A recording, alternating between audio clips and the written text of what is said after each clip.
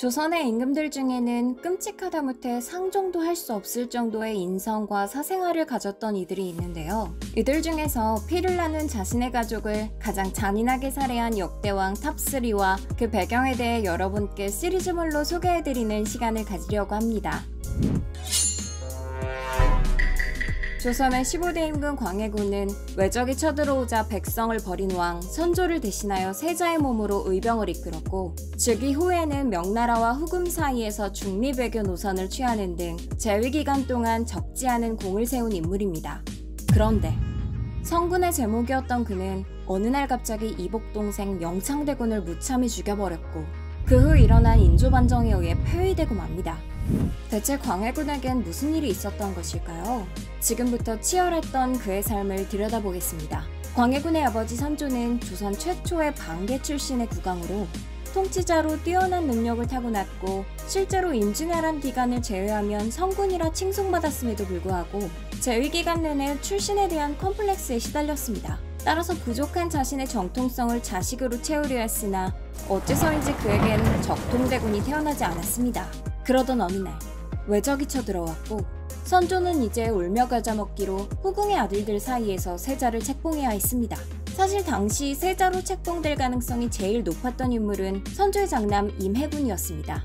하지만 임해군은 취미삼아 백성들을 살해할 정도로 사이코패스 성향이 짙은 망난이었고, 따라서 차남이었던 광해군이 세자로 책봉됩니다. 야사에 따르면 선조가 13명의 왕자들을 불러 세상에서 제일 귀한 음식이 무엇이냐 하고 물으니 왕자들이 제각각 사내진미를 답하는 와중에 오직 광해군만이 아바마마, 세상에서 제일 귀한 음식은 소금이옵니다 라는 영특한 답을 하여 세자로 책봉되었다고 합니다. 그렇게 원래대로라면 세자가 되지 못했을 광해군이지만 그는 주어진 운명 앞에서 자신의 능력을 마음껏 펼치기 시작합니다. 광해군은 시리에 빠진 백성들을 독려하고, 더 나아가 전시군주의 역할을 무리 없이 해내며 혈통을 떠나 진정한 군주로 신하들과 백성의 인정을 받게 됩니다. 이대로 그는 모두의 사랑을 받는 왕이 될 것 같았죠. 그런데 광해군의 꿈은 한 아이가 태어나며 물거품이 되어 사라지고 맙니다. 1606년 선조가 그토록 소원하던 적장자 영창대군이 태어난 것입니다. 선조는 영창대군을 특별히 총애했고, 이에 힘입은 임모광우는 전하, 우리 왕자를 세자로 불러야 합니까? 아니면 대군으로 불러야 합니까? 하고 묻는 경솔한 짓을 하기도 했죠. 또한 영창대군은 세자의 옷을 입은 채 궐을 누비고 다녔고, 끝내 선조는 신하들을 불러 세자를 바꿀 것을 논의하기까지 했습니다. 다행일지 불행일지 선조가 갑작스럽게 사망하며 이 일은 결국 실행되진 못했지만, 이를 계기로 성군의 제목이었던 광해군은 완전히 흑화해버리고 맙니다. 광해군의 의심은 점점 깊어져 갔고, 언제나 그렇듯 왕의 주변엔 이런 기회를 악용하는 간신배들이 넘쳐났죠. 광해군에게는 끊임없이 실체 없는 고변이 날아들었습니다. 문제는 이미 의심으로 눈과 귀가 닫힌 왕에게 영모의 실상을 알아볼 마음 따윈 존재하지 않았다는 것이죠. 그날 이후 궁궐엔 매일같이 피바람이 불었습니다. 모두의 존경과 기대를 한몸에 받았던 총명했던 군주 광해군은 온데간데 없이 사라지고, 끔찍한 피비린내와 공포만이 궐을 가득 채우고 있었죠. 먼저 광해군은 자신의 친형제이자 선조의 장남인 임해군을 유배한 뒤 죽였고, 1613년에는 영창대군을 필두로 영모를 꿰었다는 혐의로 임목대비의 아비인 김재남을 사사한 뒤 1614년에는 영창대군마저 죽여버렸습니다.